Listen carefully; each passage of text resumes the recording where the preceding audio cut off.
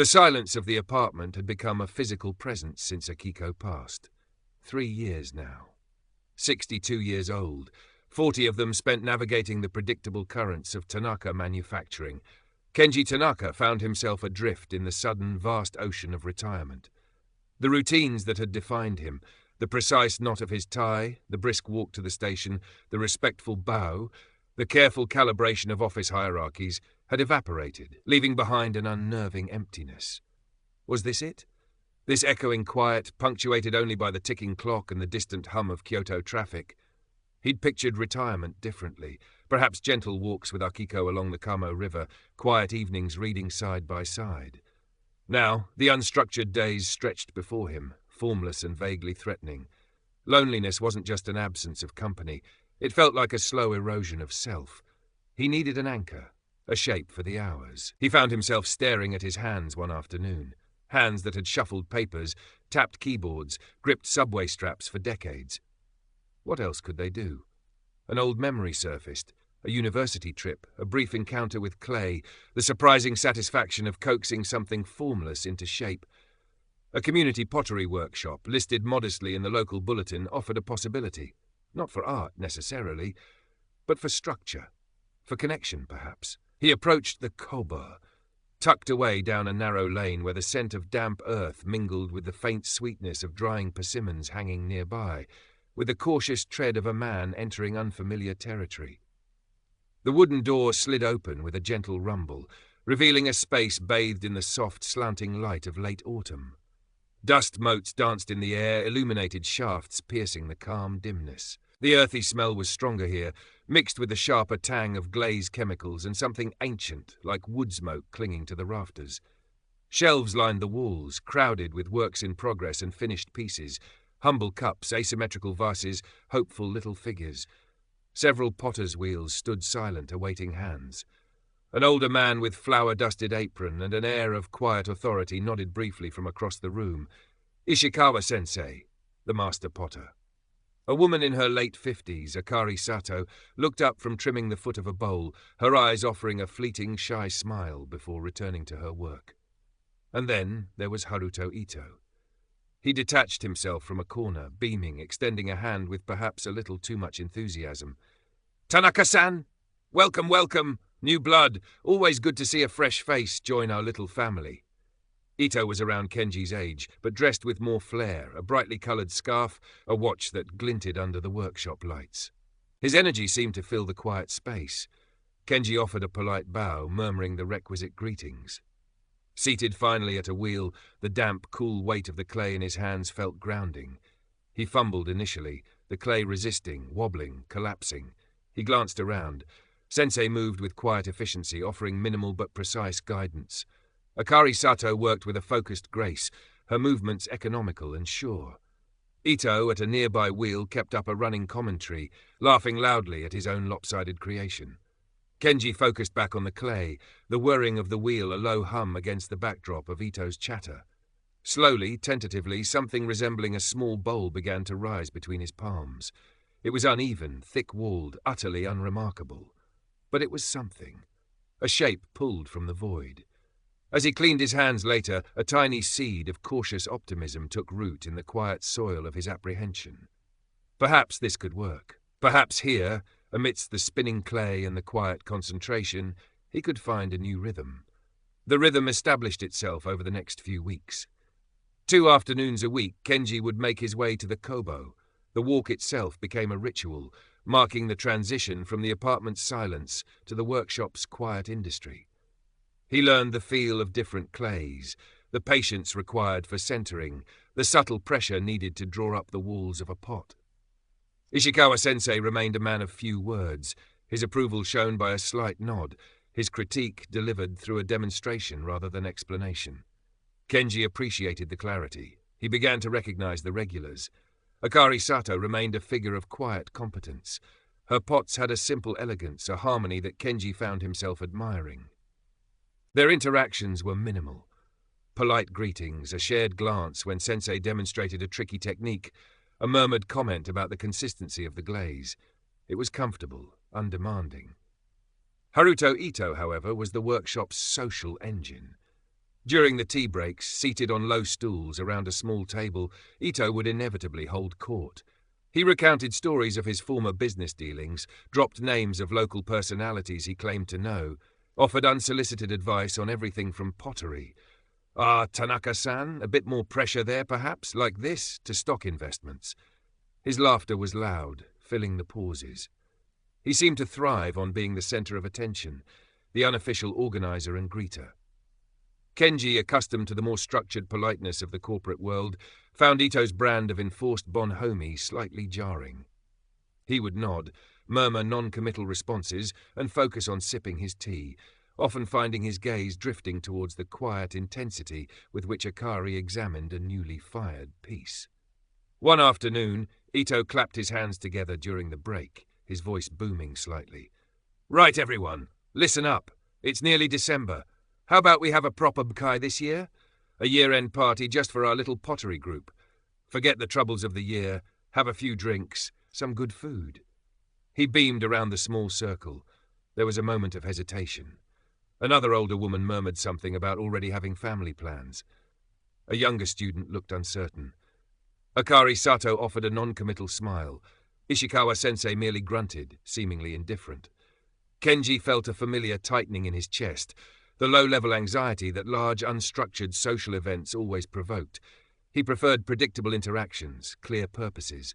Bonenkai felt like navigating potentially awkward currents without a map, but Ito was already sweeping aside objections. Nonsense. We'll find a date that works for most people. A nice little izakaya nearby? My treat for the first round, how about that? He exuded a confidence that seemed to anticipate agreement. Kenji watched him, noticing the way his eyes scanned the group, seeking affirmation, the slight tension in his smile, until a few hesitant nods were offered. He felt a subtle pressure to conform, the invisible weight of maintaining group harmony, even in this informal setting. He gave a small, almost imperceptible nod himself, hoping it wouldn't commit him too deeply. Ito beamed, taking it as enthusiastic consent. "Excellent! I'll start looking into places." The conversation shifted, but Kenji felt a shift within himself too. The quiet focus of the workshop suddenly felt overlaid with the impending static of forced sociality. The clay beneath his hands felt reassuringly solid, predictable in a way that people rarely were. The talk of the Bonenkai persisted over the following sessions, mostly fueled by Haruto Ito. He'd bring pamphlets from local izakayas, discuss menus, solicit opinions on dates with relentless cheerfulness. Kenji kept his contributions minimal, offering polite agreement where necessary. He noticed, however, how Ito subtly steered the conversation, gently dismissing suggestions that didn't align with his own preferences while maintaining an air of democratic consultation. It was a performance Kenji recognized, albeit a less polished version than those he'd witnessed in corporate meeting rooms. During one tea break, the conversation turned to a member who hadn't attended for a couple of weeks. Poor Suzuki-san," Ito sighed, shaking his head with exaggerated concern. "I heard from Nishimura-san down at the market that his wife isn't well again. Such a worry for him. Must be hard to concentrate on pottery with all that going on." The tone was sympathetic, but Kenji detected a faint undercurrent of something else, a relish, perhaps, in possessing this piece of information, in sharing the misfortune. It made him vaguely uncomfortable. This casual dissection of someone's private struggles, disguised as communal concern. He caught Akari Sato's eye briefly. Her expression was neutral, giving nothing away, but she quickly looked down at her teacup. Later that afternoon, Kenji found himself working near Akari. He was struggling with a particular glaze, the consistency stubbornly refusing to cooperate. He hesitated, then quietly asked if she had any advice. She looked up, surprised perhaps by the direct question, then leaned over slightly. This one," she murmured, her voice soft. "It needs a little more water, I think, and very thorough mixing. It settles quickly." She didn't offer to do it for him, just shared her observations simply. He thanked her, and following her advice, found the glaze finally smoothed out. "It takes patience," she added, offering another small, fleeting smile before returning to her own work. That brief exchange felt more genuine, more connecting, than all the boisterous conversations led by Ito. It was grounded in their shared purpose there, the craft itself. The workshop felt like two distinct spaces occupying the same physical location, the quiet zone of concentration around the wheels and workbenches, and the noisier, more complicated zone of social interaction around the tea table, increasingly dominated by Ito's pronouncements and the looming Bonenkai. Kenji found himself gravitating more and more towards the former, lingering over the cleaning of his tools, taking refuge in the methodical rhythm of wedging clay. He wasn't antisocial, he told himself. He simply valued peace. He had hoped for quiet companionship, a gentle sharing of space and interest. What seemed to be developing felt effortful, performative, like another set of social obligations he had to navigate just when he thought he'd left those behind. The silence of his apartment sometimes felt less lonely than the forced cheerfulness of the group tea breaks. The Bonenkai plans eventually solidified, settling on an evening the following week at a moderately priced izakaya not far from the workshop. Haruto Ito presented the final details with the air of a successful campaign manager. Kenji dutifully marked it in the small diary he'd started keeping, less for appointments, more to give the blank pages of his days some structure. He felt a familiar sense of low-grade dread mixed with resignation. It was expected. To decline without a solid, unavoidable reason would be noted, would disrupt the carefully maintained surface harmony. Shikata ganai. It couldn't be helped. During the session before the party, Ito seemed particularly energized, buzzing around the workshop. He stopped by Kenji's wheel, observing him trimming the foot of a small teacup. "Very precise, Tanaka-san. Very neat," Ito declared loudly, clapping him lightly on the shoulder, a touch Kenji instinctively stiffened against. "Just like clockwork, eh? All those years keeping things in line at the company, it shows. Not like us freelancers, a bit looser, you know?" He laughed, a booming sound that seemed to bounce off the clay-dusted walls. Kenji forced a tight smile. The comment wasn't overtly critical, but it felt reductive, slotting him into a neat box labelled ex-salaryman. It dismissed the tentative exploration this pottery represented for him, framing it merely as an extension of a past he was trying to move beyond. It was the kind of casual categorization that Ito seemed to specialize in, simplifying people for easier social management. Kenji murmured something non-committal and focused intensely on the curve of the cup, letting the gentle scrape of the trimming tool fill the space. Ito's comment had momentarily fractured. Later, Kenji noticed Akari quietly showing a new student how to handle a delicate piece fresh from the bisque firing. Ito bustled over. "Ah, Sato-san, always the helpful one. But maybe let Sensei handle the tricky bits, eh? Wouldn't want any accidents before the big display next spring." He winked, as if sharing an indulgent joke, but the effect was to subtly undermine Akari's quiet competence, positioning her as merely helpful rather than knowledgeable. Akari simply bowed slightly and stepped back, her expression unreadable. Kenji watched the exchange, a familiar wariness settling over him. It wasn't malice, perhaps. It was something more insidious, a constant low-level jockeying for position, a need to manage perceptions, to ensure he remained the central node in their small network. Every interaction seemed filtered through Ito's need for validation or control. The simple pleasure Kenji had initially found in the workshop, the quiet focus and the potential for uncomplicated connection, felt increasingly overshadowed. He found himself looking forward to the end of each session, not with the satisfaction of creation, but with the relief of escaping the low-humming static of the group's social dynamics. The clay felt honest under his hands. The people, less so. He packed his tools slowly that day, the weight of the upcoming Bonenkai settling upon him like the damp chill of the late November air outside. The izakaya buzzed with the typical Friday night energy, clatter of dishes, bursts of laughter, plumes of smoke from the grilling station drifting through the air. Their group occupied a long table in a semi-private alcove, separated by latticed screens that did little to dampen the surrounding noise. The lighting was dim, casting warm shadows, making expressions harder to read. Kenji found himself seated towards one end, next to a quiet younger student and across from Akari Sato, who seemed even more reserved than usual in this boisterous setting. Haruto Ito, naturally, sat near the center, radiating conviviality. He ordered the first round of beers with a flourish, proposed a loud toast to "our little pottery family." and immediately launched into an anecdote about a supposed triumph in a past business negotiation. Kenji nursed his beer, taking small sips, observing the dynamics. People laughed at Ito's jokes, perhaps a little too readily. Conversation fragmented into smaller clusters, but Ito's voice consistently rose above the others, drawing attention back to himself. He refilled glasses diligently, asked questions that often circled back to his own experiences, and maintained a relentless stream of cheerful chatter. It felt less like a gathering of equals sharing the end of the year, and more like an audience captive to Ito's performance. Kenji tried to engage the student beside him, but the young man seemed intimidated by the setting, or perhaps just shy.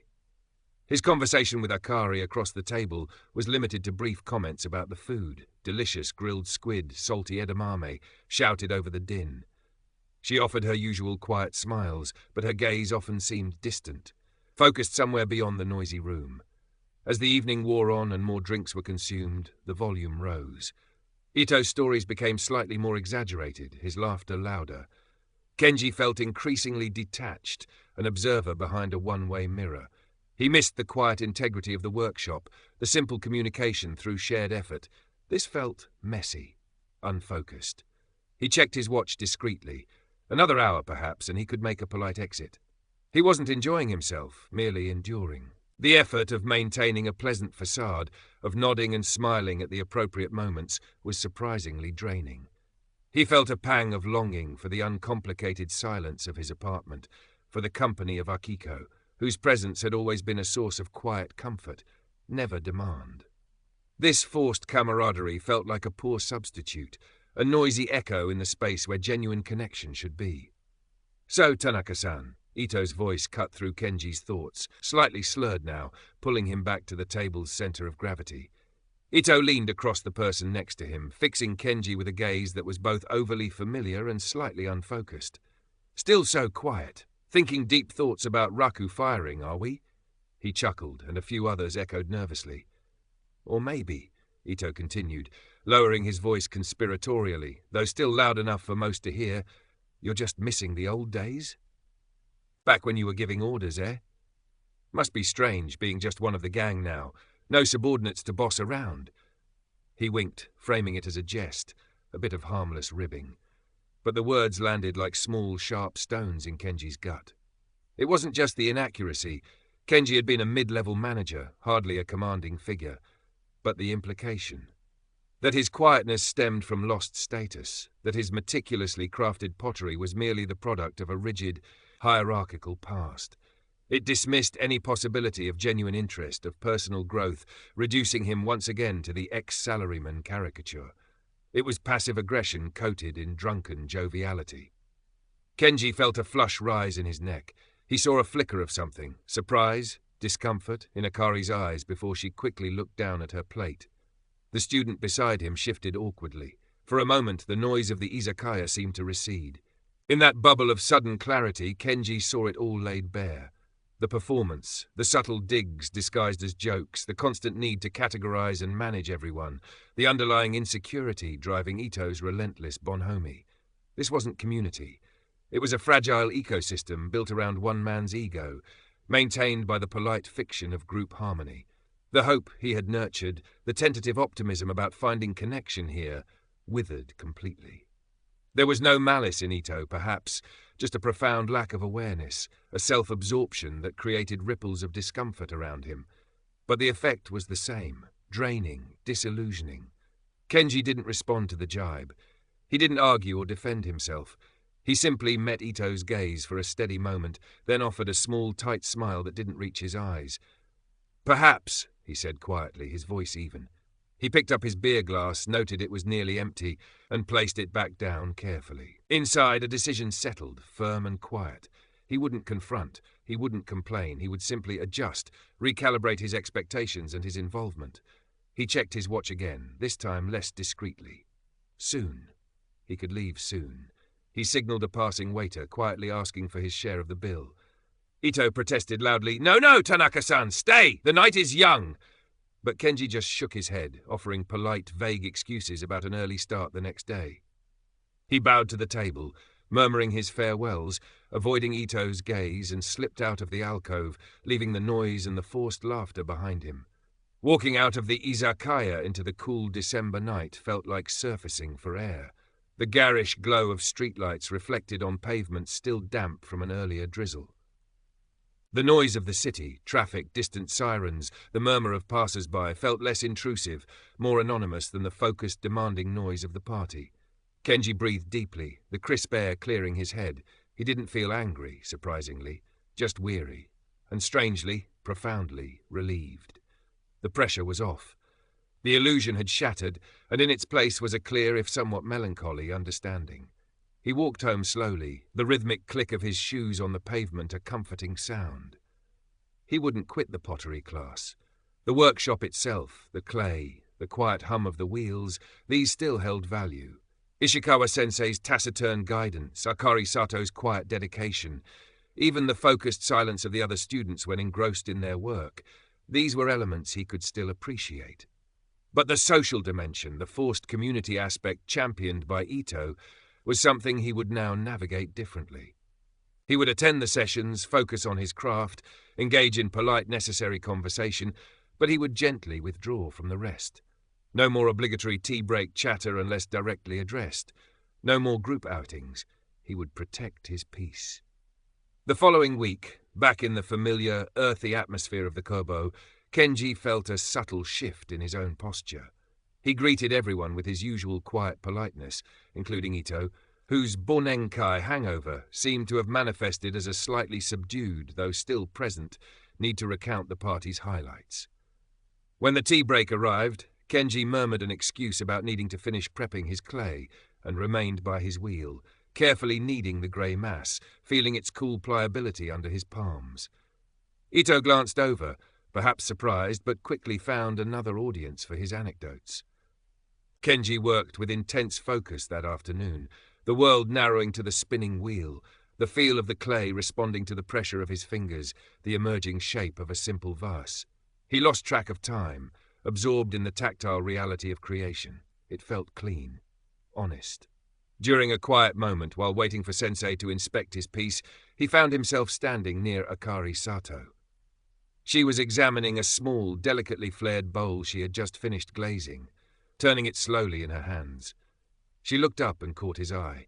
For a moment neither spoke. Then a small, almost imperceptible nod passed between them. It wasn't agreement or collusion, perhaps just a shared recognition of something, the value of quiet work maybe, or a mutual understanding of the workshop's complex currents. It was enough. The remaining weeks of the year unfolded with this new, quiet equilibrium. Kenji continued his polite but distinct withdrawal from the group's social periphery. He'd arrive punctually, work diligently, participate minimally in the tea break chatter, and leave promptly. When Ito tried to draw him into discussions about potential New Year gatherings or upcoming exhibitions, Kenji would offer polite deflections, citing vague prior commitments, or simply immersing himself back in his work. Ito seemed slightly puzzled initially, perhaps even a little affronted that Kenji wasn't playing his assigned role in the Pottery family narrative, but soon turned his attentions to more receptive members. The atmosphere in the workshop, for Kenji at least, settled.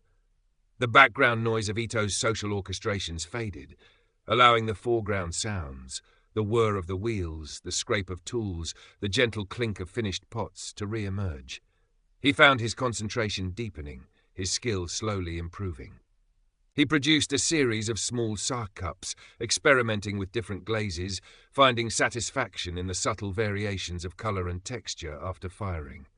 They were simple, imperfect, marked by the slight tremor that sometimes still afflicted his hands, but they felt authentically his. He occasionally exchanged quiet words with Akari, usually technical comments about clay bodies or firing temperatures. Their connection remained understated, grounded in the shared language of their craft, a silent acknowledgement of mutual respect that required no performance. One crisp late December afternoon, the last session before the New Year break, Kenji carefully wrapped his most recent creation, a modest, slightly asymmetrical vase, glazed in a deep, mossy green. He had worked hard on it, finding a measure of peace in the focused effort. As he prepared to leave, Ishikawa-sensei gave the vase a brief, assessing glance and offered a rare, concise compliment. Good balance. It was perhaps the highest praise Kenji had received, and it warmed him more than any of Ito's effusive pronouncements. He bowed his thanks to Sensei and Akari, wished the few remaining students a good holiday, and stepped out into the fading light. Dusk was settling over Kyoto, the sky streaked with violet and grey. Temple bells sounded faintly in the distance. He walked alone through the quietening streets, the wrapped vase held carefully in his hands. The melancholy hadn't vanished entirely. The hope for easy community, for effortless belonging in his retirement years, had proven naive. There was a loneliness in that realization, but it was overlaid now with a stronger sense of quiet self-possession. He hadn't found the boisterous family Ito seemed determined to construct, but he had found something else. The enduring solace of focused work, the quiet dignity of authenticity, the simple peace of accepting reality, rather than forcing it into a preconceived shape. He had chosen his own form of harmony, one defined not by outward agreement, but by inner alignment. And as he walked towards his silent apartment, the weight of the vase in his hands felt like a grounding promise, a reminder that even amidst disillusionment, creation, however small, remained possible. He continued attending the workshop in the new year. The dynamics remained largely unchanged. Haruto Ito still held court during tea breaks, though perhaps Kenji's consistent, polite disengagement had subtly altered the group's center of gravity, allowing quieter voices slightly more space. Or perhaps Kenji simply noticed the noise less, insulated by his internal adjustment. He focused on the clay, on the feel of the wheel beneath his hands, on the quiet satisfaction of bringing form out of formlessness. His relationship with Akari Sato